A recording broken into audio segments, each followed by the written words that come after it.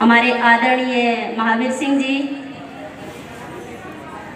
श्रद्धेय अभिषेक शर्मा जी, राजेश जी। महावीर सिंह जी ने बहुत ही बढ़ चढ़ के कार्य किया है। उनके इस प्रयास के लिए, इस सहयोग के लिए उनके लिए एक बार जोरदार तालियां। महावीर सिंह जी का हम उन्हें हार्दिक अभिनंदन करते हैं। हमारी बेटियों के इतने अच्छे उनके प्रोत्साहन के लिए उनकी इतनी अच्छी मायने और भी ज़्यादा विस्तृत हो जाते हैं। और जो बेटी बचाओ बेटी पढ़ाओ का जो अभियान है, इतने समय से हम सुनते जा रहे हैं इस नारे को, सभी बोलते भी हैं, लेकिन चरितार्थ रूप में ये बहुत ही कम देखने को मिलता है। और जो महावीर सिंह जी हैं, उन्होंने अपनी कार्यशैली से इस कहावत को, इस नारे को वास्तव में चरितार्थ करके दिखाया है। वो एक प्रेरणा पुंज हैं और बार बार उनके इस प्रयास के लिए उनका हार्दिक अभिनंदन करते हैं। अब आगे के कार्यक्रम शुरू करने से पहले मैं श्रीमती राजबाला मैम से अनुरोध करूंगी, एक बार वो मंच पर आए और कार्यक्रम का संचालन करने की हमें इजाज़त दें।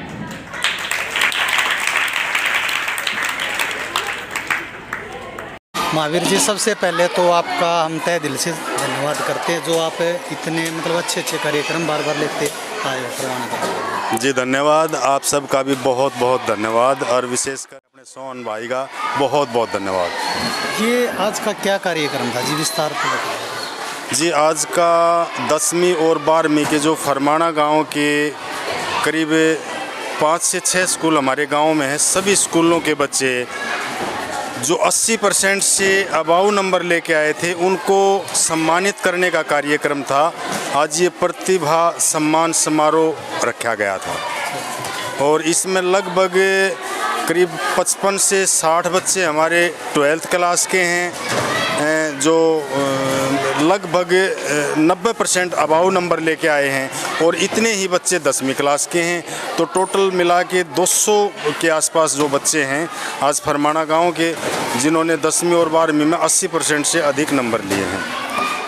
अगर हम एक समाज सेवा के रूप में आपको देखते आ रहे हैं जी, आप अच्छे काम कर रहे हैं, लेकिन एक गांव का हमने आज माहौल देखा है, जो अपना ये ग्राउंड है, खेल का ग्राउंड है, तो वहाँ पर जो आज स्थिति है उसके बारे में आप क्या कहना चाहोगे? इतने बदतर हालात है, कोई सुविधा नहीं है। देखिए, बिल्कुल आप स्टेडियम की बात कर रहे हैं जो सामन रोड के ऊपर है, और वो गांव से करीब 2 किलोमीटर की दूरी पे है। अब पिछले 2 साल से उसमें हमने हर संभव अपने प्रयास करे हैं। अपने स्तर पर 400 मीटर का ट्रैक हमने तैयार करवाया है। वहाँ पानी की व्यवस्था नहीं थी, उसकी पानी के लिए कुएं की व्यवस्था करवाई है, पीने का पानी की भी व्यवस्था करवा रखी है अब तो। और बच्चों के जो एक्सरसाइज के लिए बहुत सारा सामान दिलवाया गया है। बाकी समय समय पर उसके लिए कार्य हम करते रहते हैं। अभी पिछले दिनों रोहतक से हमने DSO मैडम से बात करके और एक कोच की व्यवस्था करवाई थी, जो बास्केटबॉल के लिए कोच उन्होंने हमारे को दिया था, जो हफ्ते में 3 दिन काम उन्होंने यहाँ पे करना था, जो बच्चों की प्रैक्टिस करवाते।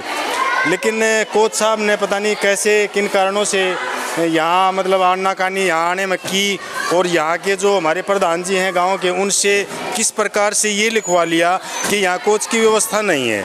अभी कल ही मेरी DSO मैम से बात हुई थी, उन्होंने मुझे बताया कि आपके गांव के सरपंच ने ये लिख के दिया है कि यहाँ किसी कोच की कोई ज़रूरत नहीं है, क्योंकि बच्चे खेलना नहीं चाहते हैं। जबकि वहाँ मौके पर अगर जाके देखा जाए तो सुबह शाम दोनों समय बहुत सारे बच्चे ऐसे हैं जो एक्सरसाइज करते हैं, मेहनत करते हैं, जो खेलना चाहते हैं।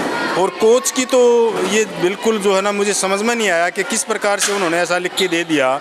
खुद उनकी एप्लीकेशन अभी भी कोई भाई देखना चाहे तो DSO ऑफिस में लगी हुई है कि गांव के सरपंच ने ये लिख के दे दिया कि हमें कोच की ज़रूरत नहीं है।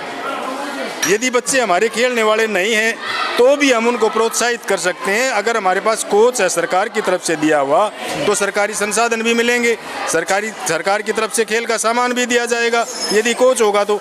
आज हमारे पास कोच ही नहीं है, तो वहाँ हम DSO ऑफिस से बात करते हैं तो वो सामान देने से मना कर देते हैं कि जी आपके पास सरकारी कोच नहीं है तो आपको सामान किस लिए चाहिए।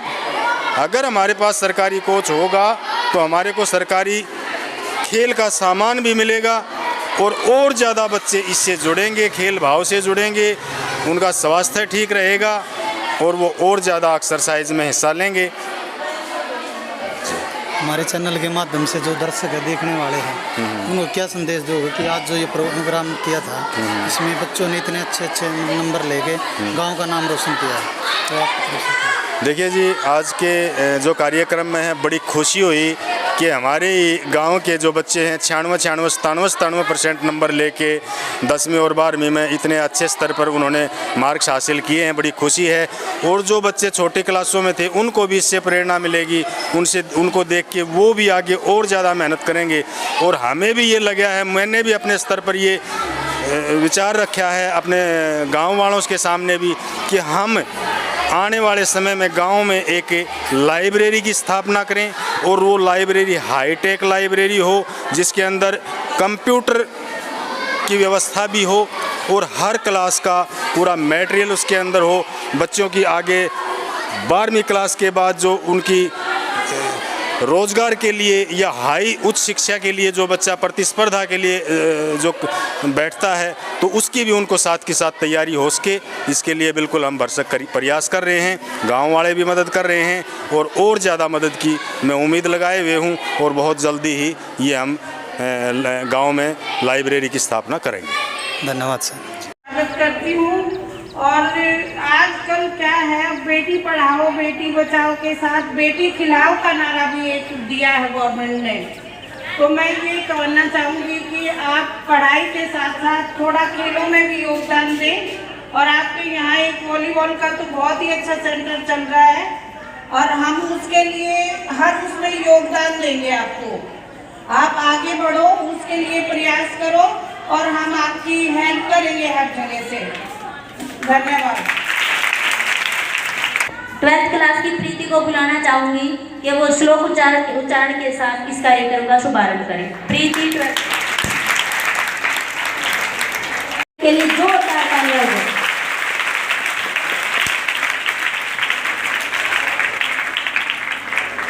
ये बेटी आप सबके लिए एक प्रेरणा होनी चाहिए। आप इसका अनुसरण करें और कोशिश करें, अपने मन में एक ध्येय स्थापित करें कि हम भी ऐसे ही किसी न किसी क्षेत्र में ऐसे ही आगे आएंगे और बेटियों के लिए प्रेरणा स्रोत बनेंगे। अब आगे का कार्यक्रम ये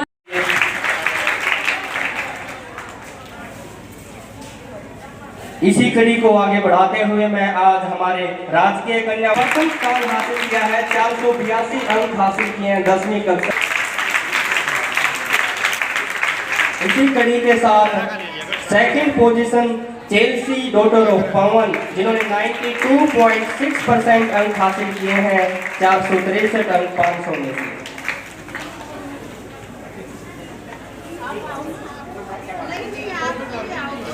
आदरणीय नफे सिंह जी से मैं रिक्वेस्ट करूंगा कि वो आए और बेटियों का मार्गदर्शन करते रहें, उन्हें आशीर्वाद देते रहें। हमारे बीच हमारी बहन कोमल डॉटर ऑफ अनिल जिन्होंने 3rd पोजीशन हासिल की है। मैं राजकीय कन्या वरिष्ठ माध्यमिक विद्यालय फरमाना की सारी जो बहनें जिन्होंने 80% से ऊपर अंक हासिल किए हैं, मैं उन्हें मंच पर आमंत्रित करना चाहता हूं। हमारी बहन किरण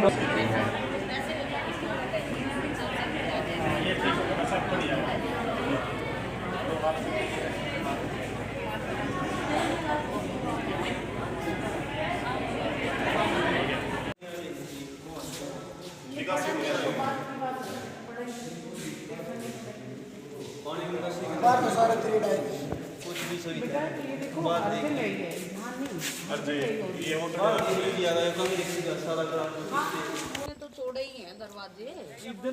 चाहे वो भाई आप नहीं हो कोई भी भाई, वो ही बात है ना। ये खंबे जी देखो जी, कोई देख लो इन पापा नहीं डटा है, देखो कोई भी ग्राउंड में देखियो। हाँ नहीं मानती हूँ मैं डटा है, लेकिन अब जैसे इतने साल पुराने हो गए बने, अब घने साल तो ना अरे फिर भी कितने साल हो गए।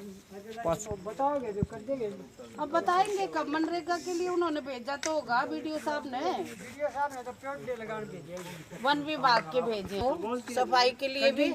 और ये सफाई के लिए बोलना तो होगा, ये सफाई कर तो रही है, इतनी बैठी इनको लगाओ ये नदी पानी पेड़ लगाते हैं कर दे वो हमारा ट्रैक्टर खड़ा है उसमें पेड़ है। नहीं इसको यहाँ भीतर तो नहीं लगाने दे इसके अंदर क्यों लगा रहे हो? ट्रैक के अंदर अंदर पौधे लगने के बाद थे जो एमपी साहब दीपेंद्र हुड्डा हुआ करते, उन्होंने जिम दिए थे, मैट दिए थे रेसलिंग के, वो अपने कोटे से उन्होंने हर गांव को दिए थे।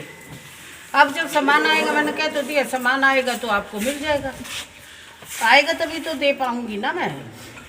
तो सामान आएगा उसमें से आपको करवा देंगे। अब ये 10 बॉल भी तो किसी कोच के नाम चढ़वा के दिए हमने, सामान 2 साल क्योंकि वो सामान हमें वापस भी लेना होता है। तो मैडम यहाँ सुविधा इसलिए नहीं मिल रही है ना, कोच नहीं है? नहीं ऐसा कोई नहीं है कि यहाँ सुविधा इसलिए नहीं मिल रही, कोच नहीं है। सुविधा कोच आएगा तो कोच अपने गेम का ले आएगा सामान, जो जिस गेम का कोच आएगा। पीछे मैंने एक फुटबॉल का कोच भेज दिया है, इन्होंने वापस कर दिया, इनके सरपंच ने लिख के दे दिया कि हमें कोच की जरूरत नहीं है। हमने नहीं कराया जी, वो तो आप पे लिखवा के ले गए जी। जैसे भी उन्होंने लिखवाया उसकी अपनी अब मेरे पास ले गया ना, अगजी सरपंच ने ये लिख के दे दिया, हमें कोच की कोई जरूरत नहीं है। ऐसा तो नहीं होता मैडम। रिटर्न आ जाओ, रिटर्न दिखाऊंगी, चल तेरे को मैं रिटर्न में दिखा देती हूँ। गवर्नमेंट की तरफ से और क्या है, अब सामान तो कुछ नहीं इनके पास, खेल कुछ भी नहीं है। सामान हमारे डिपार्टमेंट में आएगा तो इनको दिलवा देंगे हम सामान। कोच कैसे, कोच की सुविधा कैसे हो सकती है? कोच की सुविधा जब हमारे पास कोई कोच आएगा तो हम यहाँ भेज देंगे। नहीं, एक तो ये हो कि गांव की तरफ से, सरपंच की तरफ से लिख के देना पड़ेगा, पंचायत की तरफ से। हाँ, पंचायत लिख के देती, पंचायत तो ऊपर भी डिमांड कर सकती है स्पेशल, भाई हमें इस चीज़ का कोच चाहिए। कितने दिन में अवेलेबल हो जाएगा? ये तो मैं कैसे कह सकती हूँ, ये तो ऊपर डिपार्टमेंट को देखना भाई कितने दिन में इनको दे देंगे। एक चौकीदार की भी जरूरत है क्योंकि इसमें। ये मेरे हाथ में नहीं होता, ऊपर से आता है, डिपार्टमेंट से आएगा। चौकीदार हमारा ये है ग्राउंडमैन, अब इनकी ड्यूटी थोड़े दिन में चौकीदार कम ग्राउंडमैन की हो जाएगी, फिर ये अपने आप संभालेंगे। सब में लगे हुए हैं ये। जो आज आपने देखा है इसका मतलब सुविधा है नहीं यहाँ पर, अपना घास भी बहुत सा नहीं, थोड़ा कोई गाँव वालों को भी तो थोड़ा करना चाहिए ना। अब खाली देखो हम गवर्नमेंट के भरोसे पे ही सारा करते रहे तो कैसे काम चलेगा। गांव वाले बहुत सहयोग कर रहे हैं, सहयोग करना चाहिए, बहुत कर रहे हैं। कोई इनको फुटबॉल भी दे रहा है भाई, जूते भी दे रहा है, ड्रेस भी दे रहे हैं, इनको ट्रैक सूट भी दे रहे हैं। और बच्चे भी थोड़ा मेहनत कर सकते हैं, मेहनत खूब करे हैं इनकी। भाई हम साफ सफाई के लिए ये खुद भी चंदा इकट्ठा करके अपने जो ये युवा बालक है, चंदा इकट्ठा करके इनकी मट्टी भी करवाई थी ट्रैक पे, इनको सफाई भी करवाई गई थी। चलो हमारे पास कोई इस तरह का बजट आएगा तो हम इनका काम करवा देंगे, कोई दिक्कत नहीं हमें। ठीक है ना, जब इस तरह का हमारे पास आएगा बजट तो हम हेल्प कर देंगे इनकी। ठीक है।